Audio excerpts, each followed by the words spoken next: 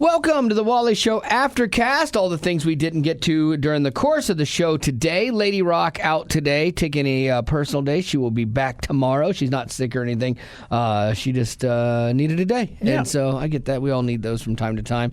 Heads up, next Monday, we won't have any Aftercast or podcast because it is Labor Day, and we're off that day as well. All excited for a 3-day weekend. I know. And then I'm gone the next week after that. Like I'd forgotten that timed out like that because we have a vacation. I'm going to see my daughter again and pick up my mom. We're taking my mom with us to Disney, and we haven't done that. She hasn't been there in so long. I think it's only fair. She drug us there when we were kids a lot and paid for everything, so figure I owe her the thing. And my mom is like, picture me, okay, and then picture the 100% opposite of me. Like, as far as I can be a little surly and angsty and angry, whatever. And she's joy in Incarnate. Oh, my gosh, yes. My mom is the best. Like, she's so happy, and she will always see the good in everything, you know? How did you happen? I don't know. That is the most amazing part. What? Because I know what happened. I've never,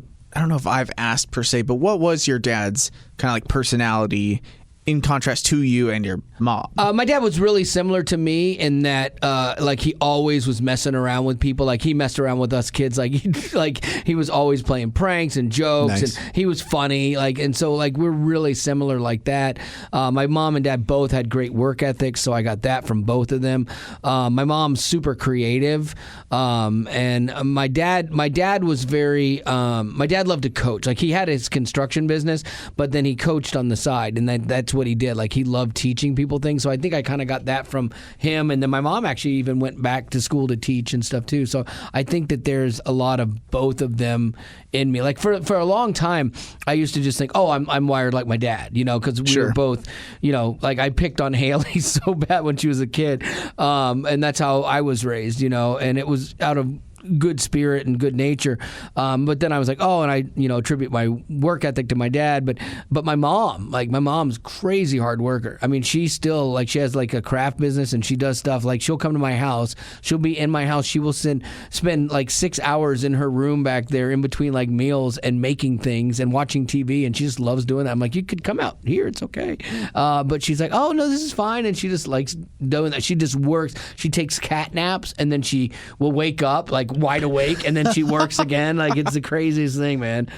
So I realize the older I've gotten too, like, how much of her is a part of me. But the joy part of that, like, when I was younger, when I was a kid, I was really wired like that. Like, I saw the good in everybody. I saw the good in everything. Really happy-go-lucky, you know, like, things just didn't bother me, you know.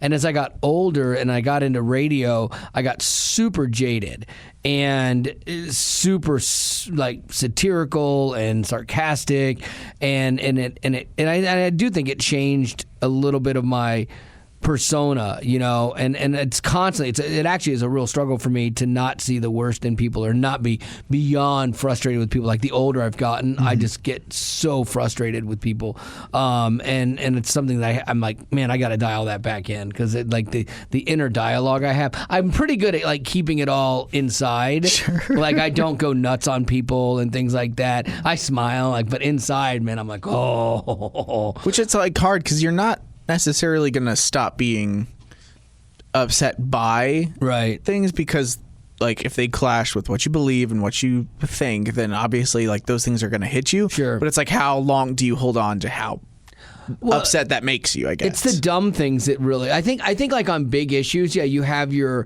morals, your ethics, your values, or whatever, and when things coincide with that, you stand and you argue against that. But for me, it's like the dumb little things, you know, that just instantly send me through the roof.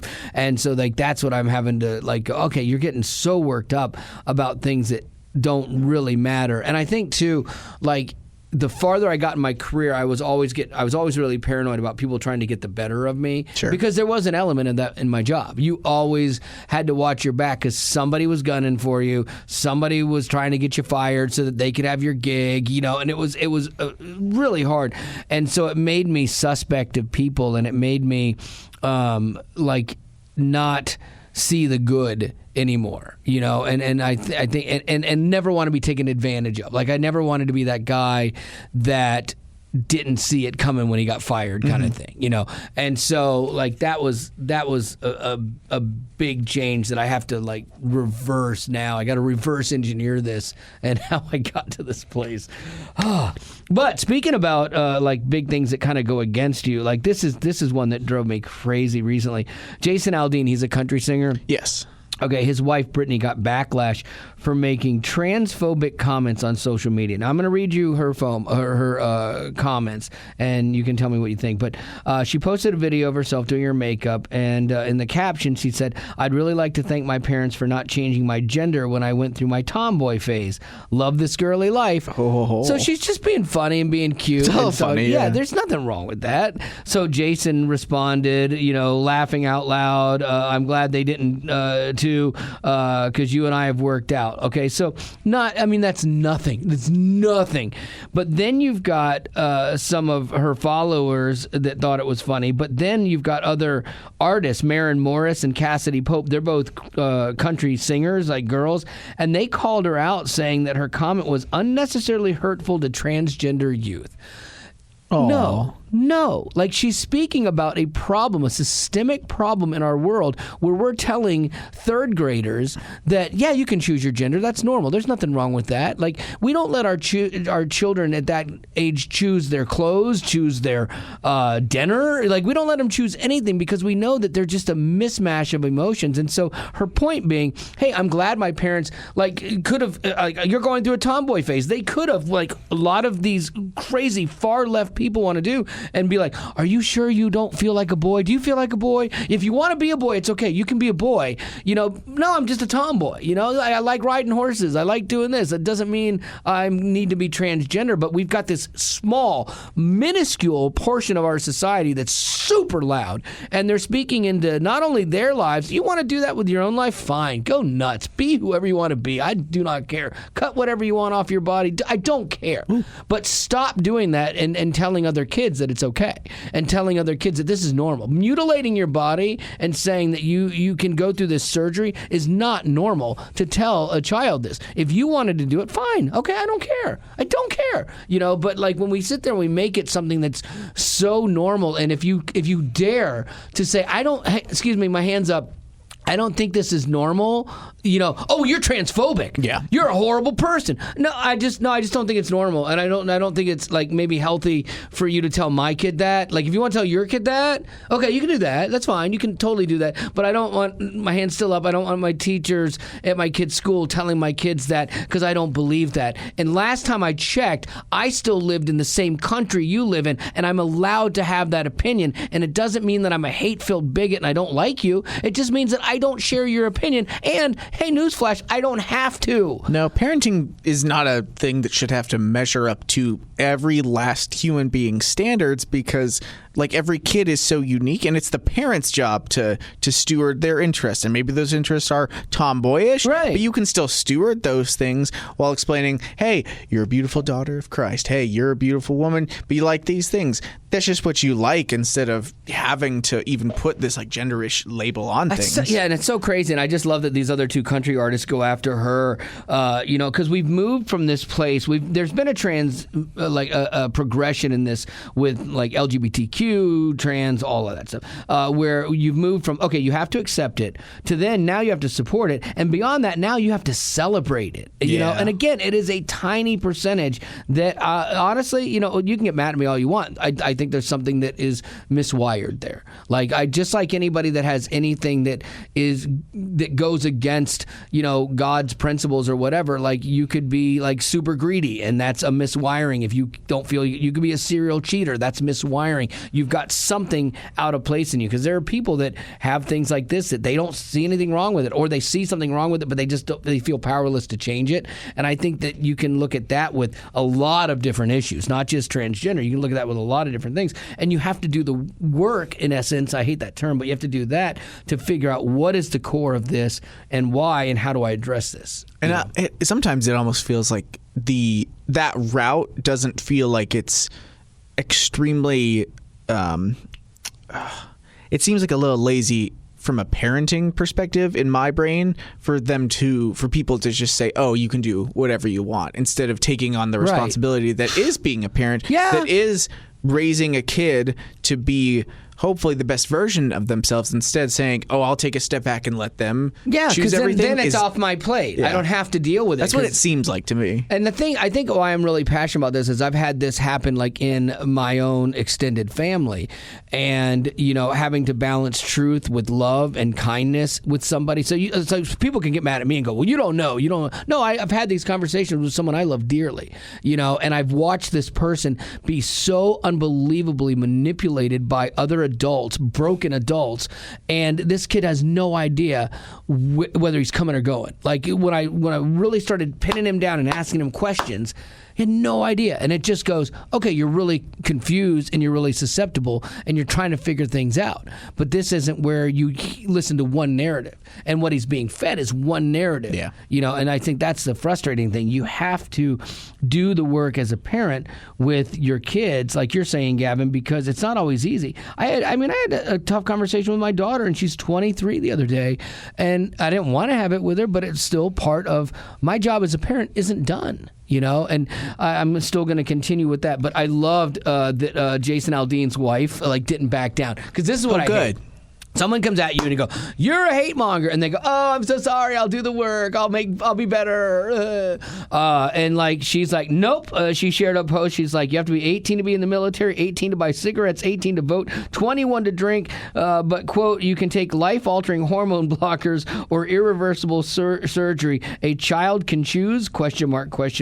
So she also argued that she thinks, now she went full on. She wrote, I think that it's child abuse to entertain children who believe they're transgender, to give that space. Yeah. She doubled down, and that is not going to make her popular. But what's really funny is that she is allowed to have that perspective, and the people who are supposedly so unbelievably inclusive, they're not going to like that perspective, and they are going to flame her, and she will be a villain, and they will go after her, and they're very, very punitive in the way that they handle people that disagree with their, whether it's choice or whether it's life, how they're wired or whatever. And so it'll be interesting to see where this goes, and if there was a rift between her and those two country stars. And we'll see how it affects Aldean as well in terms of his popularity. Yeah, in that format, I could see him killing it. You're right about yeah. Look at Morgan Wallen. That was an insane situation. Would have been completely canceled, but somehow he ended up sidestepping that thing. Although I didn't know he was married to Kelsey Ballerini. Oh, he is? Yeah, look it up. I think it's Kelsey Ballerini, another country star. Morgan Wallen. I think, and they're getting divorced. Yeah. Oh, Paul. Yeah. I think it's Kelsey Ballerini. I just saw a thing on it today. I don't really know. I don't know much about him either. I see a name called Katie Smith. Oh, what? I wonder if I had the wrong, because the Kelsey Ballerini thing surprised me. Maybe it was just another footnote. Yeah, I'm seeing something about him and another Paige Lorenz officially confirmed their romance in February of 2020. I'm not seeing anything with Kelsey. I don't know. Yeah, see, that struck me as weird, so maybe I skim a lot of things I might have read. He's it's funny because whenever I listen to his music or I see him talking, I've lived in Shreveport, Louisiana, and I've seen this type of guy. Oh yeah, down there. They're so country. Chris Rock has turned down an official offer to host the 2023 Oscars. Oh, that would have been so good. I know, he should have. Bummer. He should have. There would have been so much comedy. It would have been ripe for it. But I think that because they probably wouldn't have wanted to go back to it and talk about it or make jokes about it. I'm sure they just want to move on. But Will Smith wouldn't be there. Exactly. You're safe. 10 years. You don't have to worry. Will Smith hires someone to walk up and slap him. Oh, my God. His son goes up on stage. Keep my dad's name out your mouth. Jada Pinkett goes up. It'll be so good. The whole family gets banned from the Oscars. Oh, my gosh. That'd be great. Good. He turned down the offer to host. He joked that it would be like returning to the scene of a crime. Shut up. He also refused to do a Super Bowl commercial, too. So I'm wondering if it was about making light of that. It's hard because that would be the perfect thing to build a certain part of your career on, because he could in terms of popularity and success. But I respect him not wanting to want to leave it in the past, I guess. I'm surprised that he didn't capitalize on it, honestly, which makes me respect that a little bit more. Like, I figured he'd have a whole stand-up special, that came up after that, or at least like you'd see a bunch of stuff, showing up on YouTube and everything, but really didn't. I'm curious if like he was privately super embarrassed or something, I don't want to talk about it. Like he's the one that came out the winner in that. He took the hit and came out the winner. I wonder if any part of him, I wonder if he's happy with how he handled it via not, going back at Will, because he would have lost in that sense. But I don't know. I've never been slapped on such a public setting before, so I can't imagine that you'd be like, man, my one moment, a moment for me in terms of like a big stage being slapped. I think I would have been frustrated that I didn't react. Like I think he took the right way, and I think that that's the only way you most people would have reacted. Like if you're not like a violent person, you get hit like that, you're like, wait, what just happened? Like you're not expecting that, and so you're taken aback, and you're like. And then you're thinking, I got to keep the show going, and then he's trying to still host. Like, we had a microphone go down in here the other day. We're trying to do stuff like that. And that was nothing. That wasn't like getting slapped in the face, and it still throws you off your game. Oh, yeah. And so for him, I think he did a great job at balancing it, but I'm sure there's part of him that as he reflected on it, he's like, dadgum, that man slapped me, and I'm like, sit there and take it, All right, one last thing. You always hear celebrities talk about like being frustrated with the outcome of elections and things like that, and they say, well, if so-and-so gets elected, I'm moving. Like when Trump got elected, there was a litany of left-wing people that all were going to leave, and none of them left, honestly. No. I wish they would make good on that. If you're going to say it publicly, go. But Ozzy Osbourne and Sharon Osbourne are actually moving back to the UK. They're just piecing out of America, and they've made a lot of money here and lived here for a lot of years. But they're like, we're going back to UK because Ozzy said this is interesting because his is kind of political too. He's fed up with people getting killed every day in his perspective. Although you live in a mansion, like I know you're frustrated by it, and we all are because violence is horrible. But it's not like. I don't know. It's not like worth leaving the country, in my opinion. It probably doesn't impact him. No, that's on any front other than emotional. Yeah, I guess so. Maybe it's Ozzy, the good-hearted Prince of Darkness. No, because he used to be called the Prince of Darkness. So funny. But yeah, he said. Sharon said America's changed so drastically. It isn't the United States at all anymore. Nothing's united about it. It's a very weird place to live, and so they have the means, and they've probably still got multiple places over there, so they're piecing out. It is interesting, though, that Ozzy, maybe even coming to terms with his own mortality, because he's frustrated by the shootings, which we all are. We all think that's crazy, and the school shootings and stuff, but he says, I don't want to die in America. I don't want to be buried in Forest Lawn Cemetery. I'm English. I want to go back home. So, yeah, so it's like maybe he is like, I'm getting older. More power to you. Yeah. Hey, man, if you can do it and you have that citizenship and you don't like it here, absolutely. I do. I am intrigued by that concept of like, oh, this isn't the United States that it used to be. Like, we've never been this like incredibly united country. I mean, like, have you watched Hamilton? We didn't start like a happy family per se. Like, it's never been a country that's been built upon like every last person agreeing on things and being happy and ooh, look at us, we're free and we love each other. Like all that. Like it's not what we are. It never will be. No. That's the thing. That's a wonderful thought, and it's very utopian. But when you build a society based on individual freedoms, they all are going to get messy and override each other, and then you've got fringe groups of everything that are going to really go crazy and make things, unfortunately, violent a lot of times. But we're not going to ever be totally unified in our viewpoint of things and stuff. So you have to get as close as you can, and I think moving that direction is what we should always strive. It would be great, yeah. Yeah, we should always be trying to get along with each other. I mean, the Bible is really plain on it. It says where it is on you, live at peace with people. It means you have a choice. Like and Jesus, like look, it's gonna stink, and people are not gonna be great to you all the time.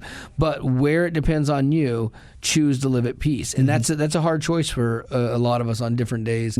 As we deal with things that we don't like. But if we all did that, then we would live in a much better place. But so many people, you're trying to get yours, and you don't care how it affects somebody else, and so that's the problem with democracy, free market, all of that stuff. Yeah, everyone thinks their point of view is more important than the other person's, and they're willing to fight online and in person over it. And well, the internet's made it worse. Oh, yeah. Because the internet has, like, where before you would be really angry about something and you don't like how it was, and so you would, or you didn't like people, you didn't like a group of people, so you would sit there with your friends at your little gathering, and you guys would all argue and like commiserate about how awful these people are. But that's where it stayed. It stayed in that small little group and stuff. But then now it goes out on the internet and it gets, sent around, and more people buy into it, and that's how you form all these hate groups and stuff like that. And the internet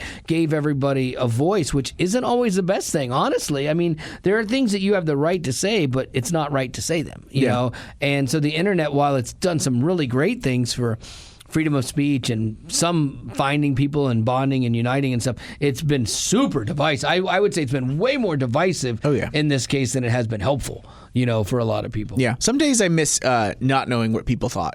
Yes. On certain things. I'm like, and I agree with Jason and Aldean's wife and the way that they're approaching this, but 10 years ago, 20 years ago, that would be an inside joke in her family that we would not have to see people hating on. So I miss it. All right, well, you know what? That's going to do it for your Aftercast for today. I can give a birthday. Oh, you have Shout birthdays? out. I got birthdays. All right. Okay, that's how you're supposed to do it. Thank you. All right, so who's the shout out for? So Adeline wants to wish. I like that name. I do too. I think it's really pretty. I want to wish my older sister Abigail a happy 16th birthday. Oh, wow. A sweet 16. She is a really fun older sister. It's fun to play Minecraft with her. Nice. Cool because she loves animals, especially her duck, Piper. We love her a lot. That's awesome. I hope that's a real duck, not like a stuffed one. No, I bet it's a real duck. Ducks are crazy. They have like older names. I think they live on a farm. Piper. Abigail, Adeline. Abigail and Adeline. Piper. Yeah. I love it. They might be Amish. I don't know. And then her question was, do you remember your sweet 16?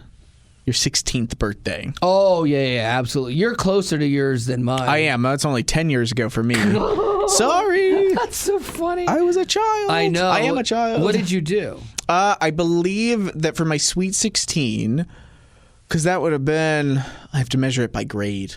I probably was a sophomore in high school, and I think that I think it was in a year that I was new to a school again, so I didn't have a lot of friends, and I probably just went to Outback Steakhouse with my parents. When I had friends siblings. who would wish me happy birthday, but I hadn't built these like great friendships per se, and I had a good birthday parties in other years. Like my 13th birthday party was awesome, but the 16th, that was just I was new to school, so it was kind of calm. Do you have any high school friends, or are they all from college? Oh boy, because you do stay in touch with some of your friends, like I think from college, but like do you have anybody from high school because you moved around so much? Oh man, the last person that I maintained contact with from a high school, oh man, I probably haven't talked to for a few years. I had this guy I was friends with in my freshman year because I only went to the school for 1 year. That year, said he was going to come through Nashville on like a road trip. And we don't stay in contact, but he came up. He's like, "Hey, it'd be good to see you." No, no, I like this guy. I would have been okay with it. He was like really cool guy. Yeah, I have no idea. I don't know what he's like now. Yeah, because it's been like 10 plus years at this point. But no, I don't talk to anyone from high school anymore. And I used to stay in contact with them while I was in college because I valued all those friendships. But then it just started to get hard, started to get tiring. We were all living our own lives. So, I mean, I met Haley in high school. There's the one person. There you go. Yes. Yeah, I can't think of anybody. I take her for granted. I'm sorry. That's so funny. Mine, I had bought a car 2 weeks beforehand and couldn't drive it yet. It was my first car, and I paid for it. And my mom took me to get my driver's license because back in the day, you got your driver's license the day you turned 16. Like, I am dumbfounded by the amount of kids that are 17, 18, and don't have a driver's license. I don't get that. I wanted the freedom, man. And so, like, I went down that morning. I remember taking my driving test, coming out. I drove my mom back home.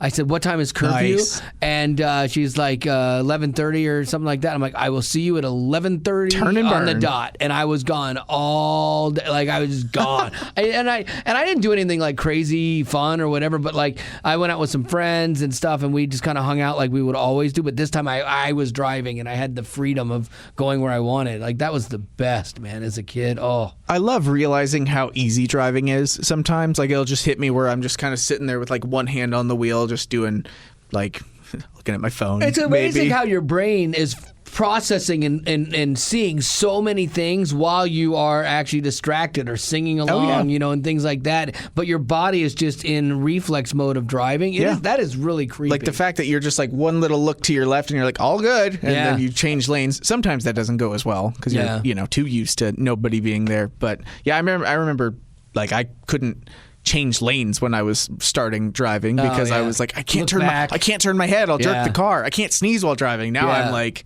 might as well just let a few out. I do remember that. I'm like, what if you sneeze? I remember like learning how to drive. I'm like, what if you sneeze? Your eyes blink. I gotta look. I know. This is scary. I have like sneezing fits though, and so like I'll sneeze like 7 times sometimes, and I'm driving. I'm like, oh, this is so not safe. Yeah, Jesus, take the wheel, because I got some sneezing going on. All right, that's gonna do it for your Aftercast today. And as always, thanks for being a potty.